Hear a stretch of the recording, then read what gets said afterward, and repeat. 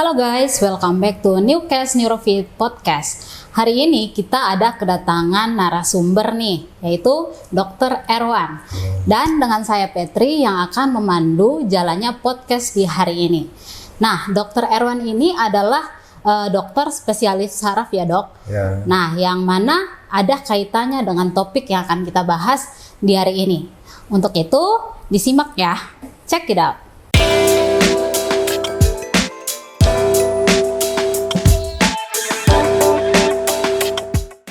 Oke, sebelumnya seperti yang dibahas tadi bahwa dokter ini kan dokter spesialis saraf ya dok ya. Ya. Nah, sebelumnya kita mau perkenalan dulu nih sama dokter Erwan.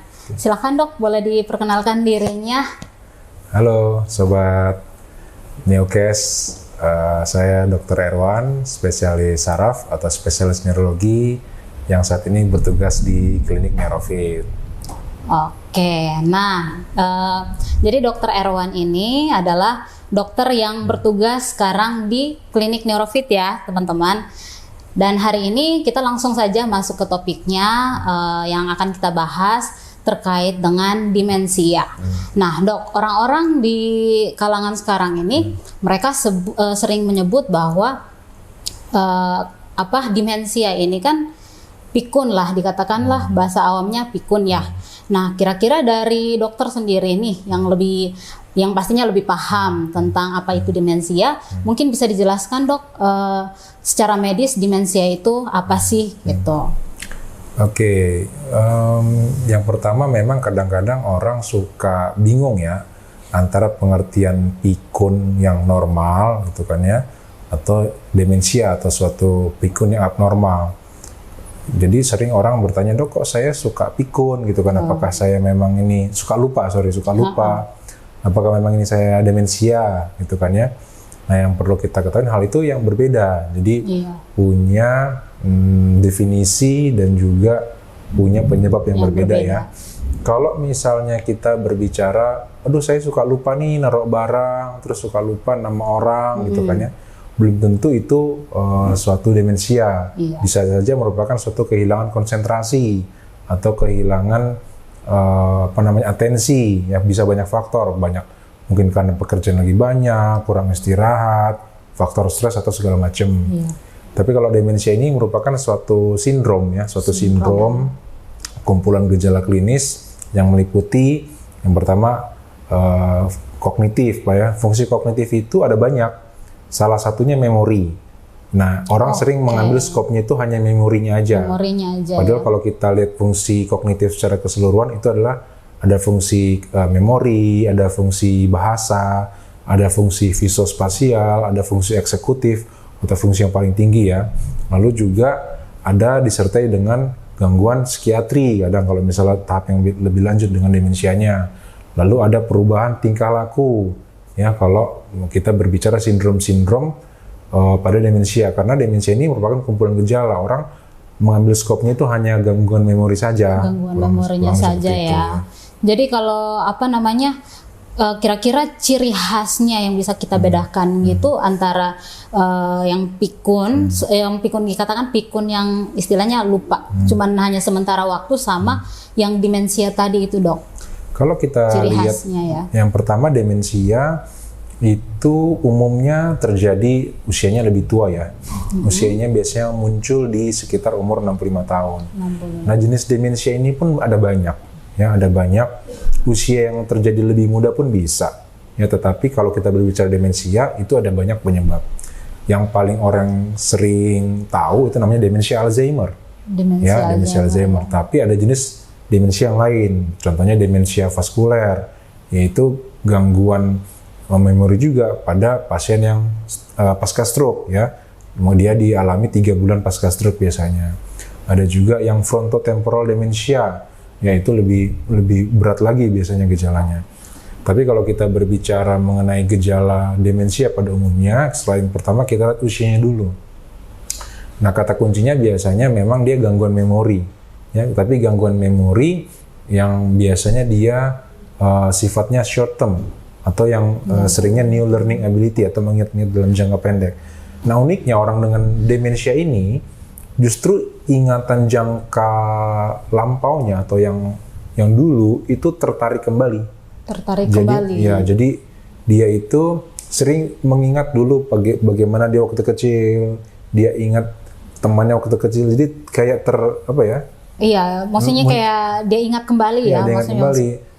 Tetangganya yang dulu dia ingat-ingat gitu kan ya, bahkan orang tuanya atau kerabat yang sudah meninggal, dia ingat kembali lagi. dia ulang-ulang lagi. Nah itu yang ulang-ulang lagi ini salah ini ya, jadi dia suka membicarakan, dia mengulang-ulang terus dengan topik yang sama gitu loh. Oh gitu. Terus, nah yang penting biasanya pada demensia ini yang membedakan dengan pikun yaitu satu, dia ada gangguan daily activity.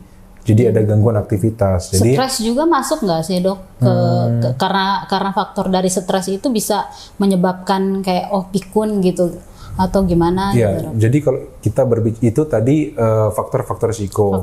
Kalau dibilang gejala bukan karena stresnya, ya. Tapi kalau misal tadi dia ada gangguan memori, yang bagaimana membedakannya dengan yang lupa-lupa begitu ya, lupa-lupa yang sering dialami mungkin orang yang lebih muda adalah gangguan aktivitas harian. Contohnya, kok sekarang dia nggak bisa makan sendiri, mesti disuapin, lupa cara megang sendok. Itu termasuk ke demensia. Gejala-gejala demensia, gitu kan ya. Nah bisa nggak sih dok, yang tadi katanya ada demensia yang jenisnya Alzheimer sama vaskular ya dok. Nah bisa nggak itu menyerang dua-duanya itu langsung menyerang di kayak satu orang itu bisa terserang kedua jenis demensia itu nggak? Kalau dilihat penyebabnya, kalau demensia Alzheimer merupakan gangguan tersendiri, ada gangguan lipoprotein sendiri atau proses degenerasi yang abnormal ya dari otak. Tapi kalau yang demensia vaskuler dia umumnya terjadi pasca stroke. Jadi ada sesuatu hal yang berbeda. Biasanya sih nggak multiple gitu ya. Jadi kita lihatin demensianya jenisnya apa, vaskuler, demensia Alzheimer atau suatu frontotemporal demensia gitu. Oke. Nah, tadi kata dokter kan untuk demensianya itu terserangnya di usia 65 ya. Usia 65 dan bahkan umur 50-an juga ada. Nah, tadi juga sempat aku dengar dokter juga bilang terserang di anak muda nih. Nah, itu penyebabnya apa sih dok sampai bisa terkena juga di usia anak muda gitu? Kalau kita lihat bicara selain penyebab tadi ya, memang karena gangguan degenerasi protein abnormal, bisa memang faktor-faktor yang kita curigai. Satu, ada faktor genetik ya. Faktor genetik itu ya udah dari sananya lah, jadi kita juga nggak bisa merubah atau bisa juga kita bilang saya jangan sampai kena gitu ya. Kalau memang dapat atau terjadi perubahan abnormal dari tubuh kita ya sudah terjadi gitu kan ya. Gitu. Terus yang kedua, biasanya itu diakibatkan oleh radikal bebas. Ya, radikal bebas bisa dari radikal bebas itu bisa terjadi karena makanan yang kita makan ya. Pola hidup. Mager salah satunya ya. Jadi kurang bergerak, kurang olahraga, makan makanan yang tinggi lemak gitu kan yang tinggi, gula gitu kan ya. Itu diduga bisa menyebabkan suatu mempercepat proses radikal bebas sehingga bisa menyebabkan terjadinya satu proses demensia atau degenerasi di bagian otaknya. Oke, jadi seperti itu. Oh ya dokter, pernah nggak sih megang pasien yang memiliki kasus demensia seperti yang kita bahas ini, dan ciri-cirinya yang kalau bisa kita lihat secara visualnya itu seperti apa sih dok? Kalau di praktek sehari-hari ya, kebetulan saya juga praktek di rumah sakit selain di klinik. Memang kalau kita lihat secara jumlah itu kelihatannya tidak banyak, tetapi banyak yang memang nggak berobat ke rumah sakit ya. Mereka datang ke rumah sakit itu udah dalam keadaan yang memang sudah agak lanjut, jadi udah mungkin ada tahunan baru dia mencoba mencari pertolongan ataupun konsultasi dengan dokter. Nah, yang sering yang saya terima ya pasiennya. Jadi pasien itu diajak bicara juga kontaknya udah sedikit ya, namanya juga tadi sindrom ya, bukan hanya memori tapi aktivitas hari-hari juga dia terganggu.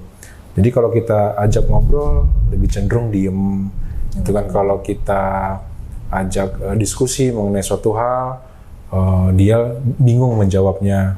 Nah kalau misalnya dia contoh sebagai kepala rumah tangga gitu kan, atau seorang ayah yang juga bekerja, biasanya pasiennya jadi sulit untuk mengambil keputusan. Atau biasanya dia contoh misalnya dia seorang dulu kerja di bagian keuangan, nggak bisa lagi bikin laporan keuangan ataupun mengatur rincian keuangan di rumah atau di kantor, kurang lebih seperti itu. Nah kalau udah tahap yang lanjut lagi, seringnya istrinya atau anaknya yang harus mengurus dia semua, baik contohnya mandi gitu kan ya, lalu makan mesti disuapin, terus berpakaian susah karena kan dia nggak bisa lagi untuk gerakan-gerakan kecil ya, gerakan-gerakan tangkas, jadi agak susah gitu loh. Nah kalau mungkin ada rumah sakit khusus atau tempat khusus yang untuk menangani demensia, mungkin kasus lebih banyak. Tapi kalau yang terangkat ke permukaan saya ada, cuman kasusnya kelihatannya tidak sebanyak stroke. Ya mungkin itu bisa dengan ini kita menjadi lebih aware ya. Kalau misalnya demensia itu awalnya itu memang memori, gangguan memori sedikit dulu, dan jarang sebenarnya dibawa sekitar 40 tahun ya. Mungkin kalau udah 50 tahun udah mulai ada gangguan memori dan juga tingkah laku ya. Jadi bukan hanya memori aja, tapi tingkah laku dan aktivitas harian. Jadi kalau bilang hanya lupa, ya bisa saja itu gangguan konsentrasi. Tapi kalau dok saya kok ada gangguan memori, misal orang tua saya atau keluarga saya, tapi kok dia ada perubahan aktivitas, sekarang udah mulai diem-diem aja di rumah, nggak mau diajak kontak gitu ya, itu kita harus lebih waspada ya. Nah yang sering juga yang terjadi adalah, pernah kan kalau misalnya kita lihat di jalan itu dicari orang hilang gitu ya. Nah itu merupakan karena orang demensia itu udah nggak tahu arah gitu loh. Nah sering yang terjadi adalah orang punya keluarga demensia, dia itu ya keluar gitu ya, keluar dari rumah, bahkan ngompol di rumah gitu kan, kencing sembarangan, buang air sembarangan gitu kan, marah-marah nggak jelas gitu kan, nggak bisa tidur ya. Itu jadi kita harus lebih perhatiannya ke situ. Itu tadi. Jadi biasanya saya sering lihat, apalagi kalau di jalan tuh dicari orang hilang, jangan-jangan tuh pasien tuh demensia, tapi keluarganya malah nggak ngeh gitu kan ya. Atau nggak dijaga dengan baik-baik itunya, merawat orang dengan demensia. Biasanya untuk kasus seperti itu penanganannya dari dokter sendiri itu kira-kira seperti apa sih dok?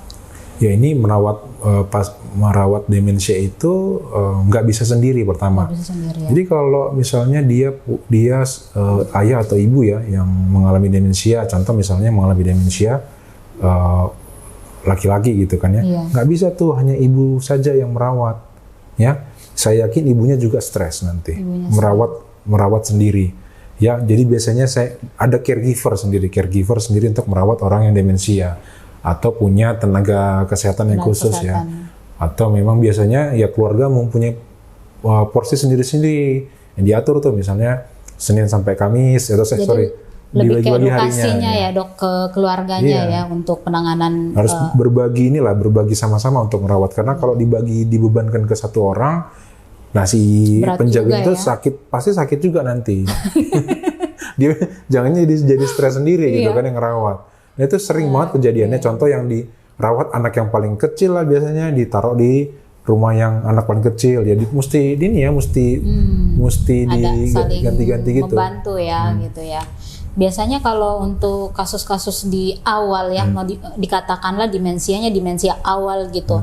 Nah biasanya untuk demensia awalnya itu apakah dengan ada pencegahan khusus di awal yang bisa membantu meminimalisir sehingga nggak makin parah gitu dok? Nah kalau misalnya kita lihat bagaimana sih kita bisa menilai ya? Ada scoring ya, ada scoring untuk menilai demensia. Kalau kita nama scoringnya INAMOCA atau yang paling INAMOCA namanya ya, INAMOCA tulisannya. Atau yang paling simple namanya MMSA. MMSA kalau itu yang pertanyaan sedikit, tapi kalau INAMOCA tuh pertanyaan agak banyak. Kognitif gitu ya dok? Kognitif, jadi ada beberapa pertanyaan yang bisa kita lihat nanti scoringnya berapa gitu kan ya, udah ringan, sedang atau berat. Terus gangguannya ada di domain yang mana gitu, kita bisa lihat bahasa, atau memori, atau visuospasial, eksekutif, itu bisa lihat itu dari scoring itu. Ya. Nah kalau misalnya udah udah misalnya turun gitu kan, kita lihat nih penyebabnya kenapa dia turun.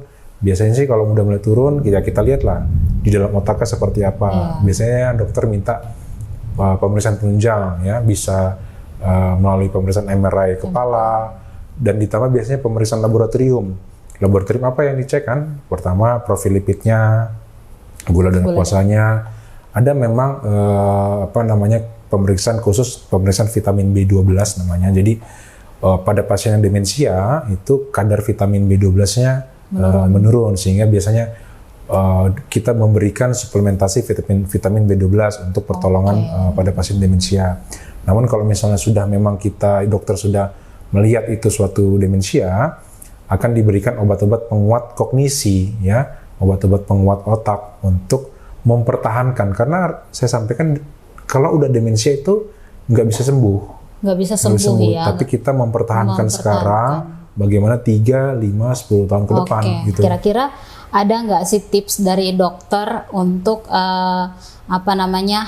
meminimalisir lah hal-hal yang akan menyebabkan atau berdampak ke anak muda yang bisa bakal terjadi demensia gitu. Nah, kira-kira ada tips nggak dari dokter gitu? Ya, kalau misalnya kita lihat tadi faktor resikonya, masa dia muda gitu kan, karena kita demensia ini memang terjadinya usia yang lebih lanjut ya. Kalau kita berbicara bagaimana kita mencegah, ya dimulai satu dari pola hidup dulu. Pola hidup ya. Apa yang dimakan, apa aktivitas kita seperti apa, begadang ya. Sekarang kan orang suka